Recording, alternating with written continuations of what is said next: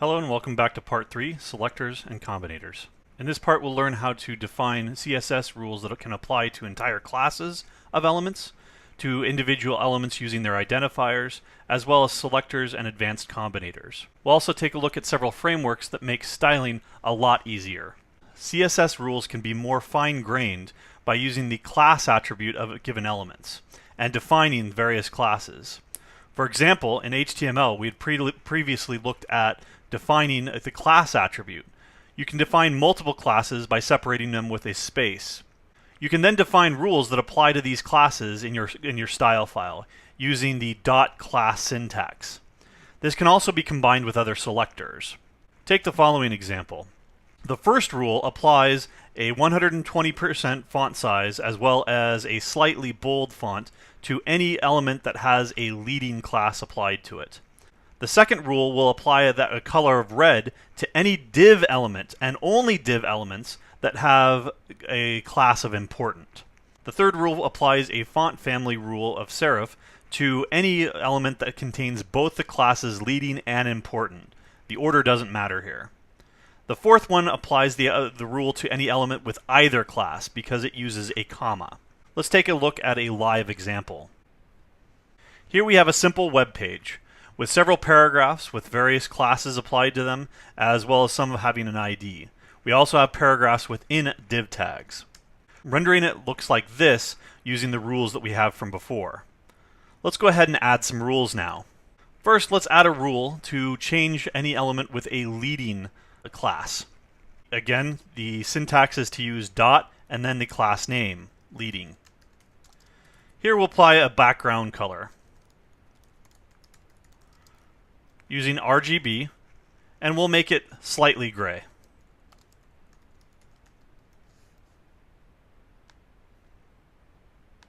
It only applies to paragraphs with that class. Let's try another. Anything with a class of important will apply a font weight of bold.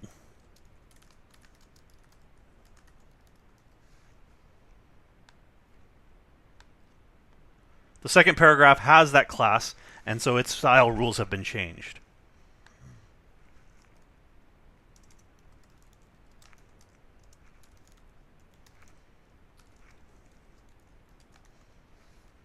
Anything that has a class of large will have a larger font. Let's take a look at the HTML again.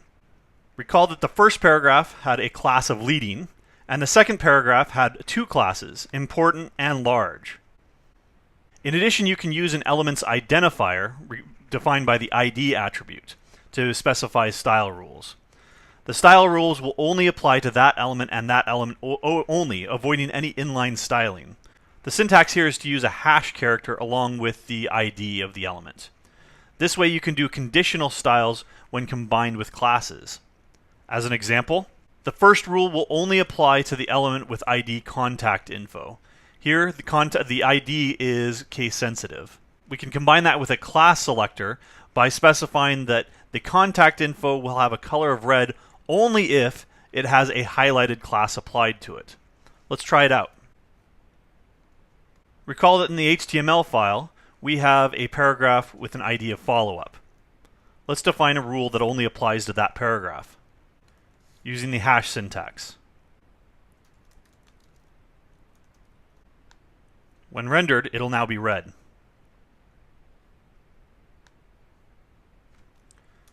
Let's add an additional rule .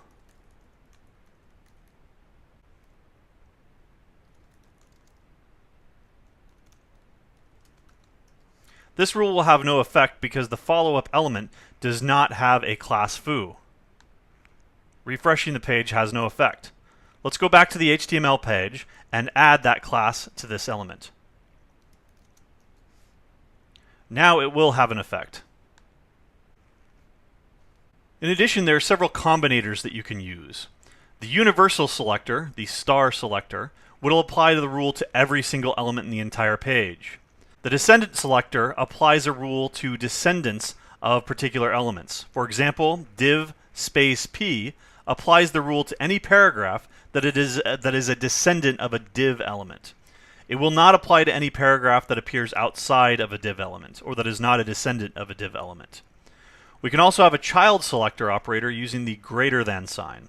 This applies the rule to any paragraph that is an immediate child of a div element, not to all of the descendants. You can also have an adjacent sibling selector with the plus operator. This applies the rule to any paragraph that immediately follows the div element, that not a child of it, but is sitting next to it, as a sibling. You can also have a general sibling selector. This applies the rule to any paragraph that is a sibling, not just following the div element.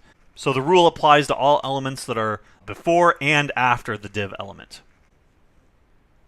Recall that in our HTML, we have a div element with a paragraph inside. Right now, that's rendered normally. Let's add a rule that uses that combinator. Div p, and we'll make the color blue. When we refresh, now only those two paragraphs have a blue color. The other two paragraphs are not part of the any div element, so their styling remains unchanged. You can also specify rules that apply to elements with particular attributes and attribute values. For example, you can apply a rule to any anchor tag that has an actual href attribute. You can apply an anchor tag to any link that links to a particular file using the following syntax. You can apply a rule to any anchor tag that links to resources that begin with a certain string or end with a certain string using the caret and the $sign respectively. You can also apply rules to any element that has a particular attribute in which a particular string appears using this syntax. There are many more aspects and topics related to CSS that we're not able to cover in this module. For example, animations and transitions. You can actually use functions to calculate values, gradients, web fonts, media queries, etc. Even as you watch this video, there are more programming-like capabilities and new features being added every day towards the CSS4 standard. There are some additional resources in case you're interested in exploring these advanced options. Not only is coding difficult, but graphic design itself is difficult. Styling is becoming more and more important with various mobile devices and as users start to expect more and more. Many tools and frameworks and libraries have been developed to help you get started. For example, several frameworks have been developed so that you can write CSS in a more programmatic fashion. For example, Sass and Less and CSS Next. Each one of these allows you to use advanced syntax and compile raw CSS that will be recognized by today's browsers. There are also several frameworks and libraries that have been developed, including HTML5 Boilerplate, jQuery UI, and Bootstrap that we'll get more experience with later on. Bootstrap in particular defines a lot of default styles that will help you build a modern web application with very little effort put towards the actual graphic design of the page.